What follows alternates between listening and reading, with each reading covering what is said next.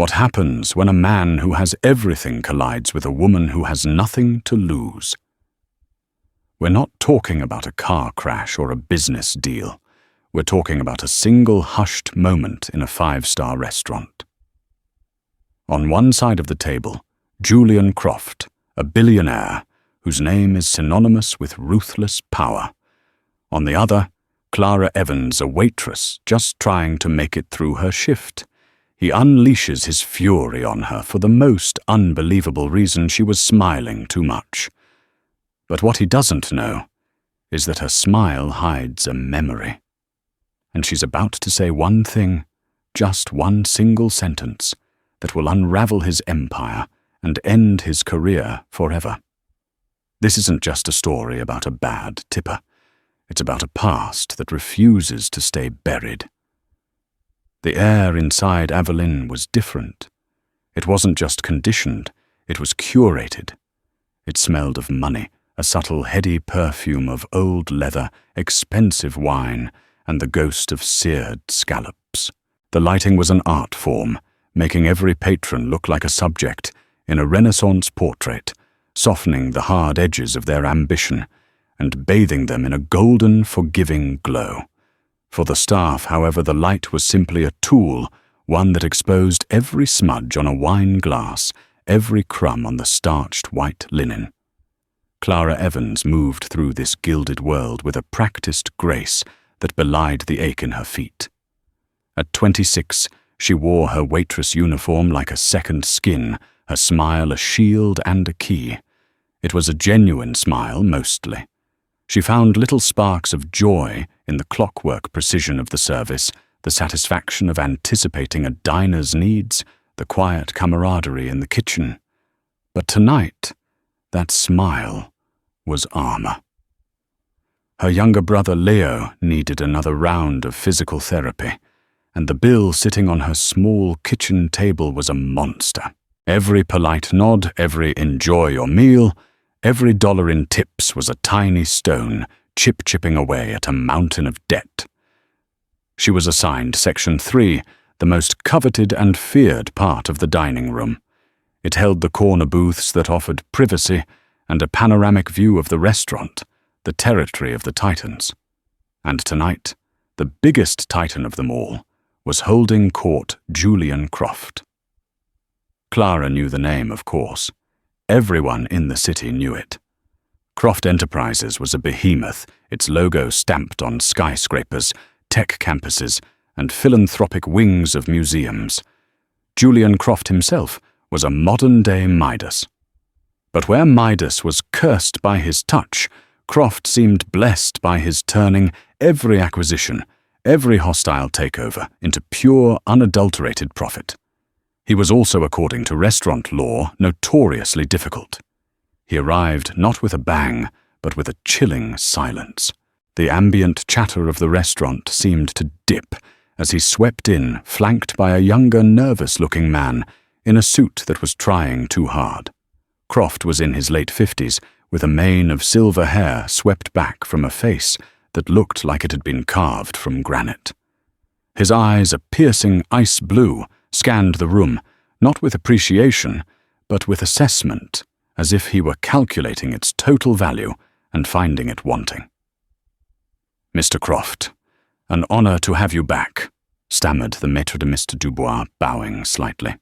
Croft didn't acknowledge him. He pointed a single imperious finger at the best booth. "There, and a bottle of the 97 Cheval Blanc. Now." Clara took a deep, steadying breath as Mr. Dubois scurried over to her. "Section 3, Clara. It's Croft. Be perfect. No be better than perfect. Be invisible but be there. You know the drill." She nodded, her professional smile clicking into place. "Of course, Mr. Dubois." The first hour was a masterclass in tension. Croft spoke in low, guttural tones to his associate, a man he called Marcus. The conversation was clearly one-sided. Croft commanded, Marcus flinched and scribbled notes in a leather-bound notebook. Every so often, Croft's phone would vibrate on the table. He'd glance at it, his jaw tightening. A multi-billion-dollar merger with a Japanese tech firm, Kenjitsu, was in its final precarious stages. The whispers in the financial world were that it was on the verge of collapse.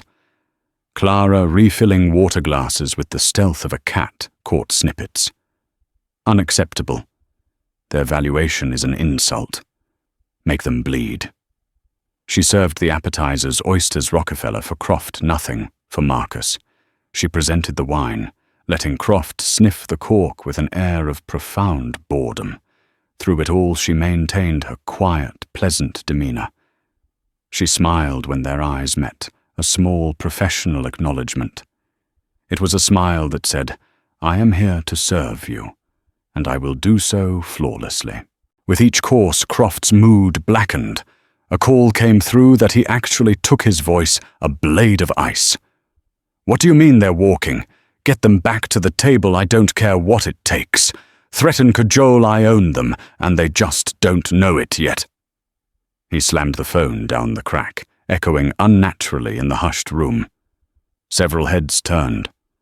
Marcus looked like he wanted the floor to swallow him whole. "This wine!" Croft snarled, swirling the deep red liquid in his glass. "It's turned." "Sir," Clara said, stepping forward smoothly, "that's from a new case. I opened it myself. Is it not to your liking?" "It's not to my liking," he mocked, his voice rising. "It tastes of vinegar and disappointment. Much like this entire evening. Get me something else." Without a word, Clara removed the bottle and his glass, procuring a new bottle and a fresh glass with practiced efficiency. She knew the wine was perfect. This wasn't about the wine. It was about control. He was a king whose kingdom was being threatened, so he was asserting his dominance in the only domain he had left at that moment, this 3-square-meter booth. She returned to her station, standing at a respectful distance, her hands clasped behind her back. She kept her face serene, her posture poised. When Croft glanced up from his tirade at Marcus, his eyes locked on her. She offered him the same small professional smile, and that's when the volcano erupted. "You!" he barked, pointing his fork at her like a weapon. "Stop that!" Clara's smile faltered for a fraction of a second. "I'm sorry, sir." "The smiling?" He spat the word, dripping with venom. "Stop it. You stand there with that vapid, empty grin on your face like some kind of doll. What could you possibly have to be so damned happy about? Your miserable little life, your pathetic paycheck." The restaurant went dead silent. Every diner, every waiter, every busboy froze. This wasn't a complaint about food. This was a public evisceration. Marcus was staring at his plate as if it held the secrets to the universe. Clara felt a hot flush of shame creep up her neck. Her heart hammered against her ribs. Years of training, of learning to swallow insults and cater to egos, screamed at her to apologize, to placate him. The customer is always right. But this was different. He wasn't just attacking her service. He was attacking her dignity, her very right to feel anything other than the misery he was currently swimming in. He was trying to extinguish her light because his was dimming. The image of Leo's hopeful face after a good therapy session flashed in her mind. That was something to smile about. "Sir," she began, her voice trembling slightly. "I'm just trying to provide good service." "Good service?" He laughed, a harsh, ugly sound. "You think that simpering look is good service? It's grating. It's an insult to my intelligence. You look like a fool. You're smiling too much. Do you understand me? Wipe that ridiculous expression off your face." He was leaning forward now, his voice a low growl that carried across the room. He wanted to break her. He needed to. He was a man accustomed to breaking things, companies, competitors, people. She was just another object in his path. Clara stood her ground. The shame was burning away, replaced by a cold, clear anger. She looked at his face, contorted with rage and entitlement, the silver hair of the icy eyes, the cruel twist of his lips. And suddenly a flicker, a memory deep and dormant, stirred in the recesses of her mind. It was blurry, indistinct, like an old water-damaged photograph. A younger version of that face, smiling. But it wasn't a happy smile. It was a smirk, a cruel, triumphant smirk. And a smell, not of wine and scallops, but of smoke and ash. The name, the place. It surfaced from the depths of her subconscious like a body rising from a dark lake. She took a single step closer to the table. The entire restaurant held its breath. They expected tears, an apology, a retreat. They didn't expect the shift in her posture. The fear was gone, replaced by something unreadable. Her voice, when she spoke, was no longer trembling. It was quiet, steady, and devastatingly clear. It was not for the room. It was for him. "You're right," she said softly, her professional smile completely gone, replaced by a look of profound, chilling recognition. "There are some things you should never smile about." She paused, letting the words hang in the air. Julian Croft stared at her, momentarily confused by her change in tone. And then she delivered the single sentence that would change everything. "You haven't changed at all, have you? Not since Oakridge." The name hit him like a physical blow. The blood drained from Julian Croft's face, leaving behind a waxy, sallow mask. The granite-carved certainty crumbled, replaced by pure, unadulterated shock, then a flash of wild panic in his icy eyes. His fork clattered from his hand onto his plate. The sound was like a gunshot in the silent room. He stared at her, his mouth slightly agape. Who was this girl? This nobody waitress? How did she know that name? A name he had spent a fortune and a lifetime burying. What did you say?" he whispered, his voice suddenly hollow. But Clara didn't answer.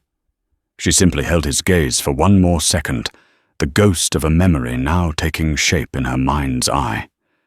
Then she turned, placed her order pad on a nearby service station, and walked calmly towards the staff exit, leaving behind a shattered billionaire and a room full of unanswered questions.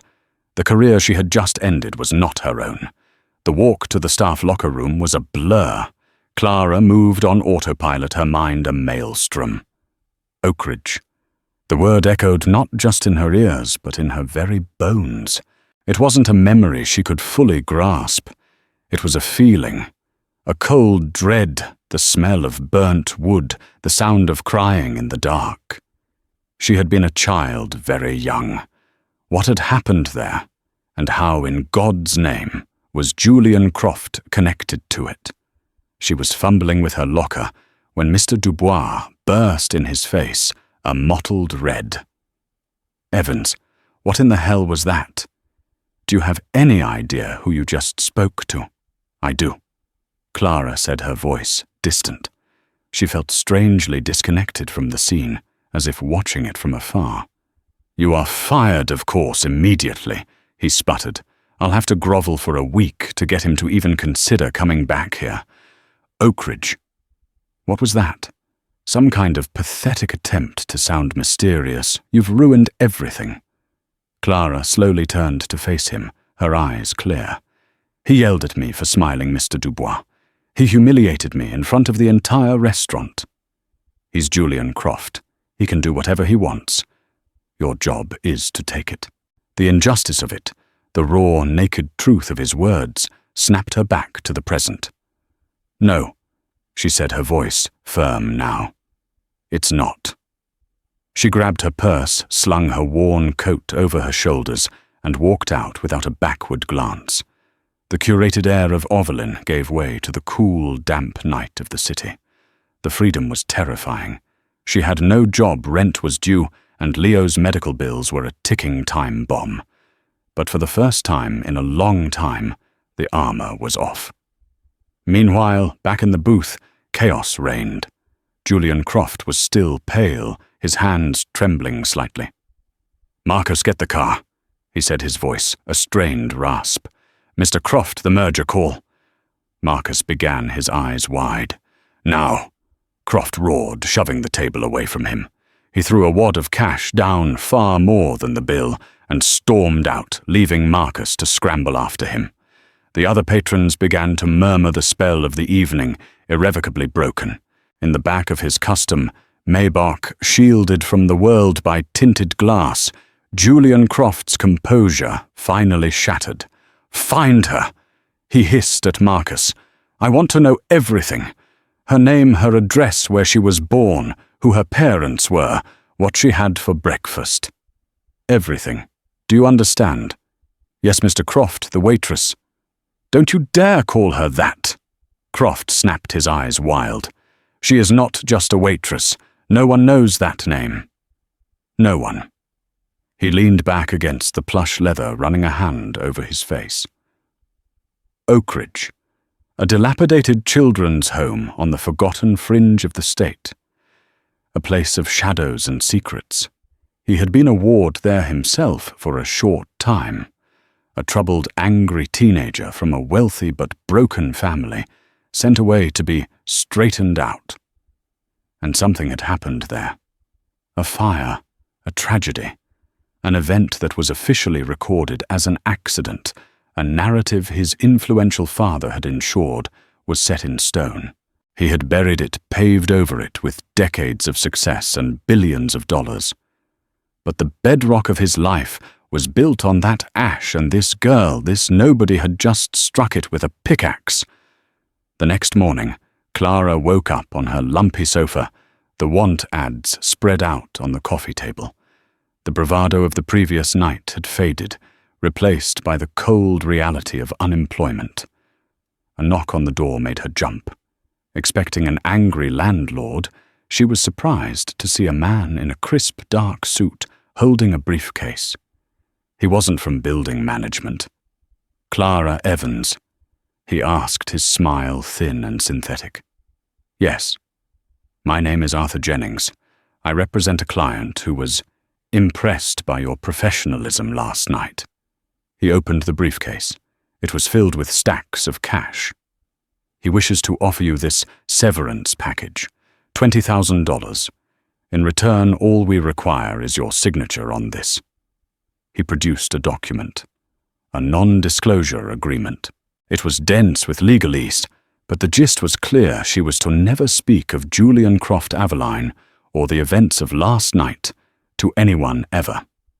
And she was specifically forbidden from ever using the word Oakridge in connection with him again. $20,000. It was a lifeline. It would cover Leo's therapy for a year. It would pay her rent, buy her time, give her peace. All she had to do was sign away a word, a memory she didn't even properly own. She looked at the money, then at the man's impassive face. This wasn't a severance package. It was hush money. It was fear compressed into paper. Why was Croft so terrified of that word? What was he hiding? The cold dread she associated with the name was now mingled with a burning curiosity. Accepting this money meant letting him win, letting him bury whatever horror lay in the past. It meant letting him erase her, just as he had tried to erase her smile. "No," she said, her voice quiet but resolute. The lawyer's smile didn't waver. "Perhaps you misunderstood. I understood perfectly," Clara interrupted, looking him straight in the eye. "Please tell Mr. Croft that I'm not for sale." She closed the door on his stunned face, her heart pounding with a mixture of terror and exhilaration. She had just declared war on a billionaire. Clara knew she couldn't do this alone. She needed help. She thought of the people she knew, friends, family. They would support her, but they didn't have the resources to fight a man like Croft. She needed someone who wasn't afraid to dig someone who lived for uncovering secrets. Her mind landed on a name from a few years back, Daniel Carter, a local investigative journalist whose byline she used to see on hard-hitting stories about City Hall corruption and corporate malfeasance. He'd faded from the major papers last she heard. He was running some independent news blog, a casualty of the dying print industry. He was tenacious, and more importantly, he probably had a grudge against the 1%ers who had downsized his career. Finding him wasn't hard. His blog, The Urban Chronicle, was a bare-bones affair, but his contact information was there. She met him in a greasy spoon diner that was the polar opposite of Avalin. Daniel Carter was in his 40s with a rumpled coat, tired eyes, and the caffeine-fueled energy of a man who worked too much for too little pay. He listened to her story, his expression shifting from skepticism to intrigue. Julian Croft, he mused, stirring his coffee. Big fish. Big mean fish. And he fired you for smiling. He tried to humiliate me, Clara corrected. And then he panicked when I said one word. Oakridge, Daniel said, testing the word. Sounds like a town in a cozy mystery novel. What is it? That's the problem, Clara confessed, leaning forward. I don't really know. It's like a dream I can't quite remember. I was there as a kid. There was a fire, I think. I have this scar. She pulled up the sleeve of her left arm, revealing a small, silvery patch of skin on her forearm. I always thought it was from a kitchen accident when I was a toddler. My parents, they adopted me when I was 5. They never talked about what came before. They said it was better to look forward. Daniel's journalistic instincts kicked in. A billionaire with a secret past, a mysterious tragedy, a traumatized survivor with repressed memories. This was the kind of story that could put him back on the map. And he sent a lawyer with 20 grand in cash to shut you up, Daniel said, a slow grin spreading across his face. Oh, he's scared. He's terrified. This is good. This is really good. It's not good for me, Clara said. I'm jobless and I think I'm being followed. A black sedan has been parked across from my apartment building since this morning. Daniel's expression sobered. Okay, this is real. He's not just going to sit back. He's going to apply pressure. He'll dig into your life, look for leverage. He'll try to discredit you before our story ever sees the light of day. Our story. Damn right, our story. Daniel said, his eyes gleaming with purpose. First things first. We need to find out what Oakridge was. Public records, old newspapers. Let's start digging. You've kicked the hornet's nest, Clara. My job is to make sure we get the honey before we get stung to death. As they left the diner, neither of them noticed the man in the black sedan across the street lift a camera with a long focus lens and take their picture. The war had begun, and the first shots had been fired. The first few days of their alliance were a baptism by frustration. Daniel Carter, operating from the cluttered command center of his apartment, initiated the search where any modern investigation would begin the internet.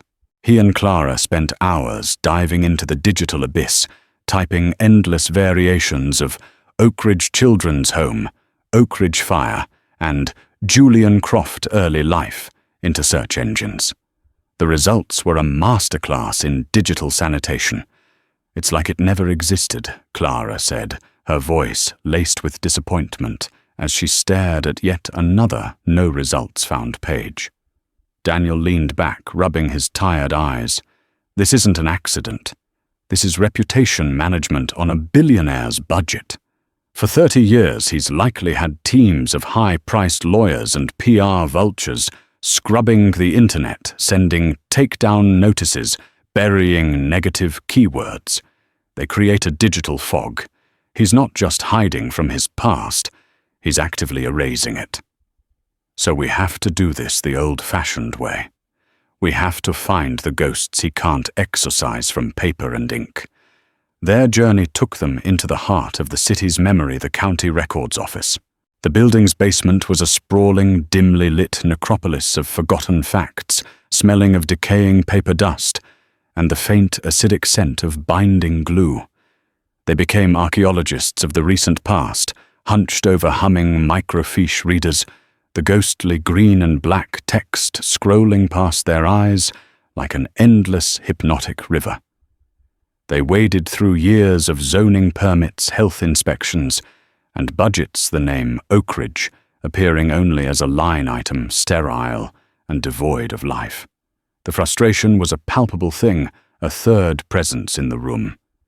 Day after day they found nothing. Clara felt her initial resolve beginning to fray, replaced by a gnawing doubt. Was she crazy? Had she imagined the whole thing? The constant unnerving presence of the black sedan which had remained parked across from her building felt both like a confirmation of her fears and a warning of the futility of her quest. Patience, Daniel coached, sensing her despair. A man like Croft builds a fortress around his secrets. We can't blow the door down. We have to look for a loose brick, a crack in the foundation. It's always there. You just have to be willing to look until your eyes burn. On the fourth day, as Clara was mindlessly scrolling through the archives of the Tarrytown Gazette, from April 1991 she found it. It wasn't on the front page. It was a modest article tucked away on page 12, next to an advertisement for a local hardware store. The headline was deceptively simple. Fire at Oakridge Home claims 2 lives. Her breath hitched. The air in the stuffy basement suddenly felt thin and cold. "Daniel," she whispered, her voice barely audible. He was at her side in an instant. They read the article together, the words painting a picture that was both horrifyingly familiar and deeply wrong. A tragic fire believed to have been started by faulty wiring in the home's outdated west wing swept through the Oakridge Children's Home late last night. The fast-moving blaze resulted in the deaths of 2 children whose names are being withheld. Several other children sustained minor injuries. The tragedy was mitigated by the heroic actions of several staff members and older residents. Among the brave teens who helped evacuate the younger children was Julian Croft, 17, a temporary resident of the home. "A hero," Clara choked out, a bitter, incredulous laugh escaping her lips. "They called him a hero. It's the perfect cover," Daniel said grimly, his journalistic instincts flaring. The powerful father, the grieving community, who would question the story, who would look a heroic teenager in the eye and call him a liar. But as his eyes continued down the column, they stopped. His finger tapped the glass of the microfiche reader. "Clara, look." Tucked into the last paragraph was a list of those treated for minor injuries at the local hospital. And there it was in cold, hard print. Clara, age 5, minor burns to left forearm. The world tilted. Clara stared at her own name, disconnected from herself. It was like reading about a stranger. She instinctively touched the silvery, puckered scar on her forearm. The one her adoptive mother had told her was from clumsily pulling a hot pan off the stove. It wasn't a kitchen accident. It was a lie. A kind lie meant to protect her, but a lie nonetheless. A wave of dizziness washed over her as a fleeting phantom sensation of intense heat flashed across her skin, a memory her body held, even when her mind couldn't. 2 children died, she said, her voice hollow. They had names. We have to know their names. The official records were sealed, protected by juvenile privacy laws. But Daniel Carter's long career had left him with a network of contacts, favors owed, and back channels. That evening he met a retired county clerk named Henderson in a dimly lit bar. Over a glass of whiskey for Henderson and a crisp $50 bill from Daniel, a crumpled piece of paper was slid across the table. On it were 2 names, Michael Jenkins, 10, Sarah Jenkins, 8. The names echoed in the silence of Clara's apartment. They weren't just statistics in a 30-year-old news story anymore. They were children, a brother and sister. And they had died while she had survived. As if sensing their progress, the pressure from Croft intensified. It was no longer passive surveillance. A promising job offer Clara had received from another high-end restaurant was suddenly rescinded. The manager, who had been incredibly enthusiastic, was now cold and evasive on the phone, mumbling about a change in staffing needs. Daniel's news blog was hit with a sophisticated denial-of-service attack, taking it offline for 2 days. It was a clear message: stop digging. We can reach you. We can hurt you. The intimidation had the opposite effect. For Clara, the fight became achingly personal. This wasn't just about a hazy past anymore. It was about a powerful man trying to silence her in the present, trying to ruin her life for a second time. The fear was still there, a constant companion, but now it was mingled with a cold, hard rage. One rainy afternoon, seeking solace in the familiar, Clara opened a box of her childhood possessions, a small time capsule her adoptive parents had given her. She ran her fingers over worn stuffed animals and picture books, tangible proof of a happy, normal childhood that had been built to obscure a traumatic one. Tucked inside an old copy of Goodnight Moon, a book whose pages were soft with use, she found a faded photograph she hadn't looked at in years. It was a group picture. About a dozen children and 2 adults standing in front of a large, slightly run-down Victorian house with a sign that read, "Oak Ridge Home for Children." Her eyes scanned the faces. In the back row, a teenaged Julian Croft stared back at her, not with a smile, but with the arrogant, cruel smirk she now knew so well. And there in the front row was a tiny girl with wide, solemn eyes and pigtails clutching a teddy bear. It was her. Her heart pounded as she looked at the young woman standing next to her younger self, an arm wrapped protectively around her shoulders. The woman had a kind, warm smile, a stark contrast to Croft's sneer.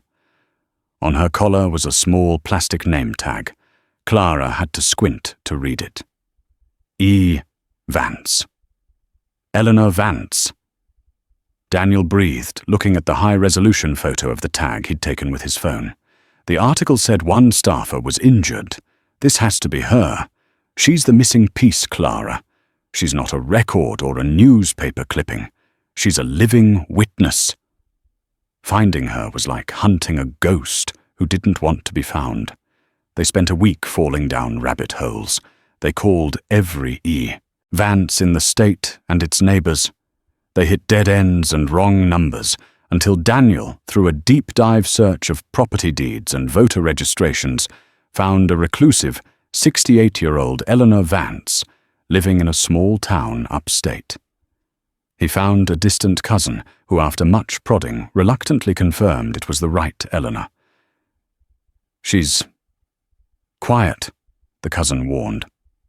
"Something bad happened to her when she was young. She doesn't talk about the past, ever." The drive upstate felt like a pilgrimage. The grey concrete of the city bled into the fiery oranges and reds of autumn foliage. They found her in a small, tidy cottage surrounded by a garden of dying roses. When she answered the door, Eleanor Vance looked like a woman who had been holding her breath for 30 years. Her eyes, pale and sad, widened in shock as she looked at Clara. A hand flew to her mouth. "My God," she whispered. "Little Clara, I remember you." Fear and recognition warred on her face. She was hesitant, but Clara's presence was a pull she couldn't resist. She let them in.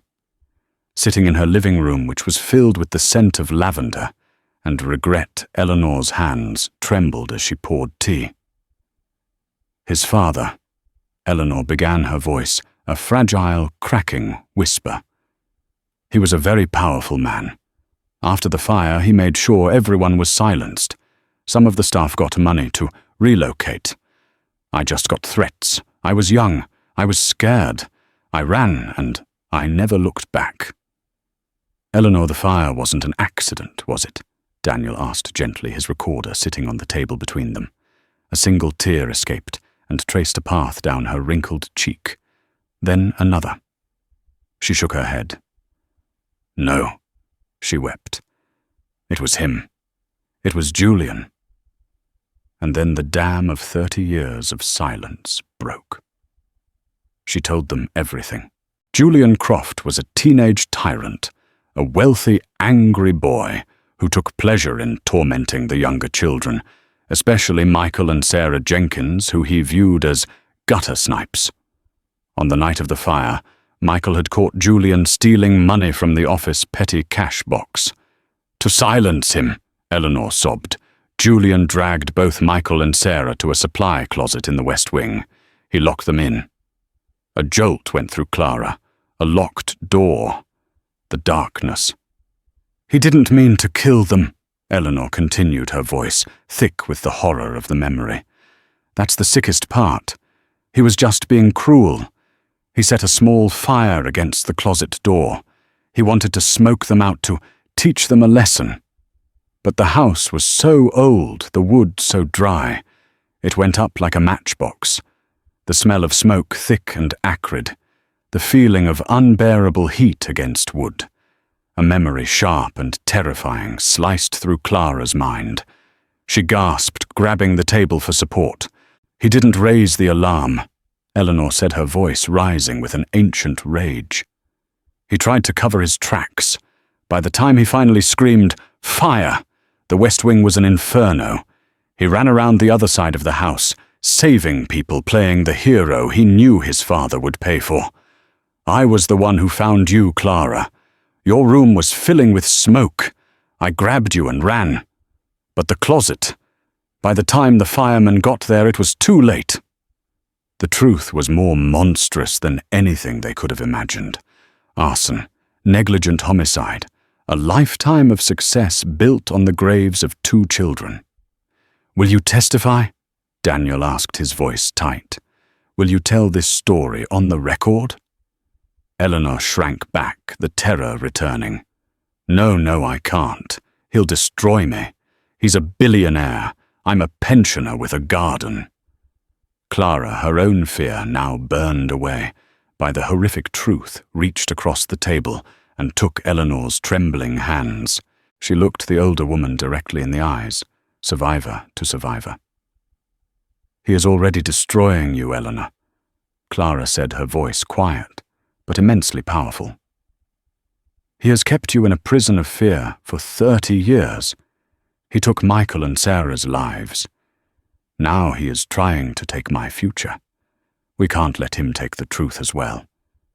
You saved me once, Eleanor. Please help me save them. Help me give them their names back." Eleanor Vance looked at the determined face of the woman who had once been the little girl she'd carried from a burning building. The fear in her eyes didn't vanish, but something new appeared alongside it, a flicker of courage. A slow, deliberate nod was her answer. The ghosts of the archives had found their voice. The moment they left Eleanor Vance's quiet cottage, the world shifted on its axis. The crisp autumn air, which had seemed so clean and hopeful just an hour before, now felt charged with a dangerous electric potential. They were no longer investigators piecing together a historical puzzle. They were active combatants in possession of a weapon that could level a king, and they knew the king's spies were everywhere. "He will know something has changed." Daniel said, his knuckles white on the steering wheel as they sped back towards the city. His usual cynical demeanor was gone, replaced by the hyper-focused intensity of a field general. He's not a man who believes in coincidence. 3 decades of silence, and suddenly a waitress from his past and a reporter start digging. Now we visit a retired nurse from the same time period. His people are smart. They'll connect the dots. We have to assume they're already trying to identify her. "What do we do?" Clara asked her heart, a frantic drum against her ribs. The weight of Eleanor's tearful confession felt like a physical burden in the car. It was one thing to risk her own precarious future. It was another entirely to place this fragile, haunted woman in the crosshairs of a vengeful billionaire. "We go dark," Daniel commanded, handing her a cheap plastic-wrapped burner phone from his glove compartment. "This is your phone now. Your old one, turn it off. Leave it in your apartment. I've arranged a place for you to stay a friend's sublet. It's clean anonymous. Go there, lock the door, and don't speak to anyone but me on this phone. Eleanor is already on her way to a safe house my editor arranged. Croft can't threaten a ghost. The handoff felt like a scene from a spy movie, surreal and terrifying." That night, Clara found herself in a sterile, unfamiliar apartment across town with nothing but a bag of clothes and the burner phone for company. The silence was deafening. Every creak of the building, every distant siren sent a jolt of fear through her. She paced the small living room, the image of Julian Croft's face, contorted in rage at the restaurant, seared into her mind. She thought of Eleanor spirited away from her quiet life, and a wave of guilt washed over her. Was this justice, or had she simply dragged others into her own personal storm? She sat by the window looking down at a city that was entirely unaware of the war she had started, and she clutched the cold, impersonal phone that was now her only link to the battle. Meanwhile, in a secluded office miles away, Daniel Carter was waging that war.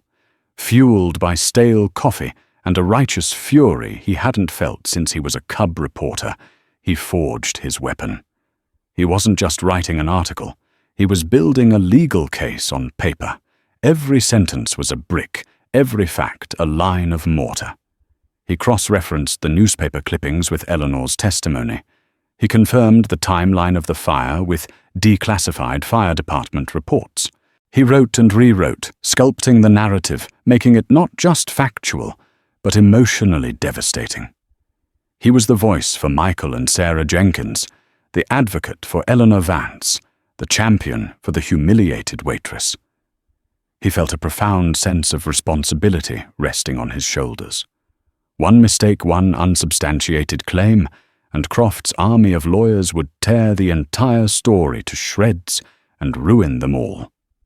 After 36 sleepless hours, he hit send, transmitting the encrypted file to Catherine Riley, the iron-willed executive editor of the Sentinel. Her reply came back within an hour. "Daniel, this is dynamite.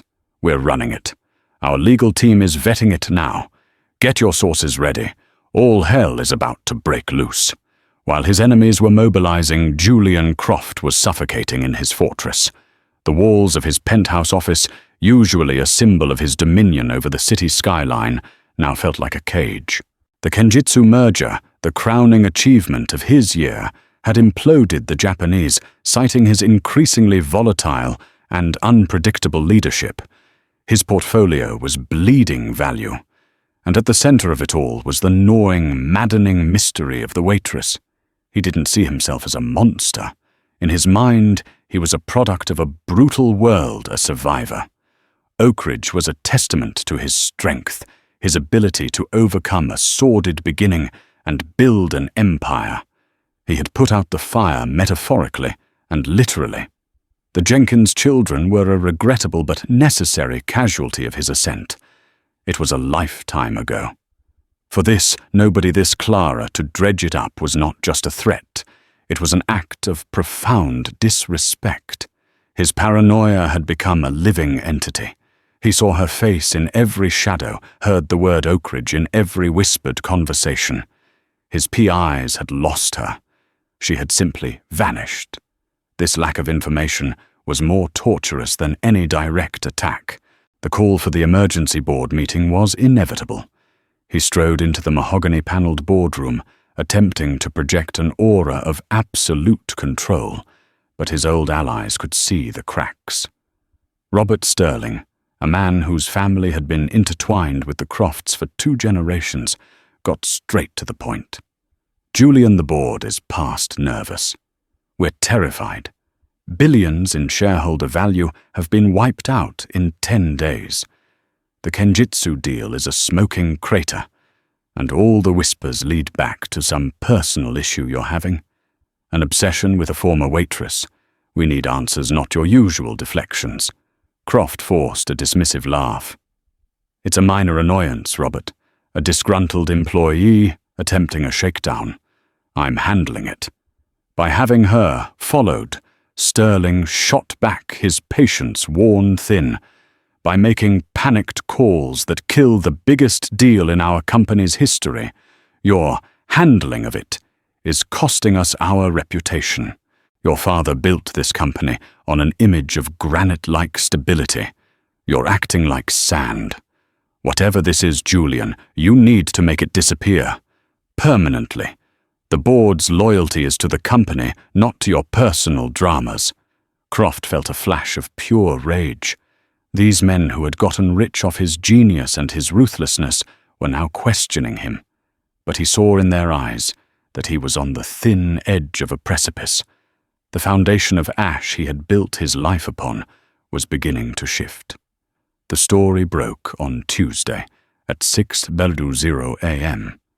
It landed on the internet not with a splash, but with the force of a tidal wave.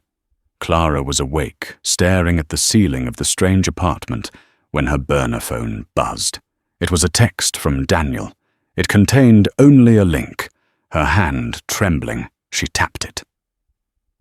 The ashes of Oak Ridge billionaire Julian Croft's heroic, past-a-lie sources allege arson deaths of 2 children covered up. The word seemed to leap off the screen. It was real. Below the headline was the photo of the children at the home, a zoom-in on Julian's teenage smirk, and a picture of the scar on her arm. She scrolled down her breath, catching as she read Eleanor's story, anonymized but utterly damning. She felt a dizzying mix of terror and vindication. The secret she had carried unknowingly in her own body was now exposed for the entire world to see. Within the hour, Utker Justice for Oak Ridge was the #1 trending topic on Twitter. The story was picked up by every major news network. The stock ticker for Croft Enterprises was a cascading waterfall of red. Julian Croft's first move was pure instinctual aggression attack. He would not hide. He would face this head-on and crush it with the sheer force of his will and wealth. He called an emergency press conference at his corporate headquarters. He stood at the podium, a phalanx of cameras and reporters before him, a predator in his natural habitat. He began with a performance of masterful outrage. These allegations are a disgusting, baseless fabrication. He thundered, his voice resonating with indignation. This is a malicious and cowardly attack, orchestrated by a disturbed and vengeful former employee with a history of instability, aided and abetted by a washed-up, ambulance-chasing journalist. This is not journalism. This is a work of fiction, a pathetic attempt at extortion. And let me be clear, I will be filing the largest defamation lawsuit in this country's history. We will see them in court, and we will dismantle these lies piece by piece. He was magnificent. He was powerful. For a moment, it seemed like he might actually be able to bully his way out of it.